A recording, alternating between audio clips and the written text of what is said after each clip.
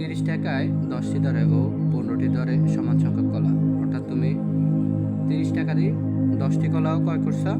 আবার তুমি আরেক দোকান থেকে মনে করো 30 টাকা দিয়ে 15টি কলা ক্রয় করছো, অর্থাৎ তুমি যদি দুই দোকান থেকে কলাগুলো ক্রয় করো, এক দোকান থেকে পাইছো 10টি, আর এক দোকান থেকে কয়টি পাইছো? 15টি। সমান সংখ্যক কলা কিনছো, কিন্তু কি তুমি একই দাম দিয়ে। সবগুলো কলা যদি তুমি বিক্রি করো 30 টাকা, 12টি দরে বিক্রি করলে তোমার শতকরা কত লাভ? কত টাকায়? 30 টাকা। যাও, 30 টাকা কতটি? 12টি বিক্রি করছো, কিন্তু কিনছো কতটি? একবার কিনছো 10টি, আবার কিনছো 15টি।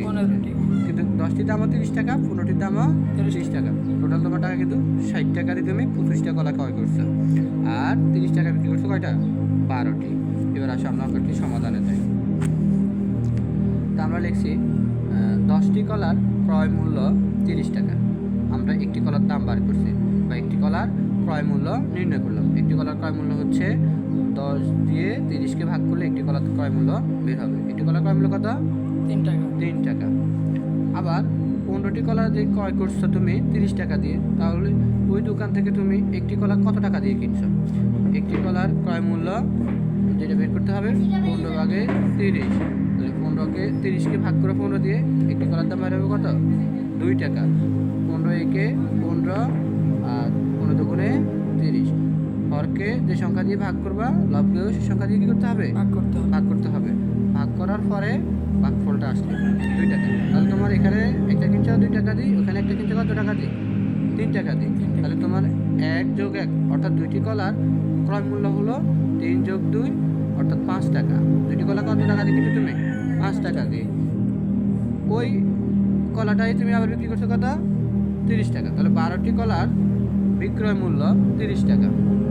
প্রশ্ন আমরা লাস্টে বলছে কি? বলছে যে আমার শতকরা কত টাকা লাভ হইলো? তাহলে 12টি কলার বিক্রয় মূল্য 30 টাকা। এটাও আমাদের প্রশ্নে দিচ্ছে। একটি কলার বিক্রয় মূল্য, একটি কলার বিক্রয় মূল্য কত সেটা নির্ণয় করতে হলে 30কে 12 দিয়ে ভাগ করতে হবে। তাহলে আমার এখানে কয়টি কলা কিনছি? 5 টাকা দিয়ে। 2টি কলা ক্রয় করছি 5 টাকা দিয়ে। তাহলে আমার এখানেও সেম, যেহেতু সমান সমান 2টি কলার বিক্রয় মূল্য আমরা নির্ণয় করব 12 ভাগে 30 গুণ 2, অর্থাৎ একটির দাম যদি কমে যায় 2টির দাম হলে বেড়ে যাবে। বেড়ে গেলে তারপরে তুমি কী করবে? আমরা কী করছি এখানে 30 দুগুণে 60, 12 এর 12 রেখে দিলাম। 12 একে 12, 5 12 60, অর্থাৎ 2টি কলার দাম হলো 5 টাকা। 2টি কলার দাম কত টাকা? 5 টাকা। তাহলে তুমি 12টি কলা কিনছো কত টাকা দিই? 30 টাকা দিই। আবার 12টি কলা বিক্রয় করছো তুমি 5 টাকা। আমরা লিখছি 12টি কলার ক্রয় মূল্য 5 টাকা এবং বিক্রয় মূল্য 5 টাকা। তো আমরা এখানে লাভ হয়েছে না লস হয়েছে? লাভ হইল, কোনোটি হয় নাই। কেন? আমি যত টাকা দিয়ে কিনছি, 2টি কলা কিনছি আমি 5 টাকা দিয়ে, আবার 2টি কলা বিক্রি করছিও 5 টাকা, অর্থাৎ আমার কোনো টাকায় কি হলো না? লাভ বা ক্ষতি হলো না। তাই আমার শতকরা যাওয়ার দরকার নেই। অঙ্কটি যদি না বুঝে থাকো কমেন্টে জানাও।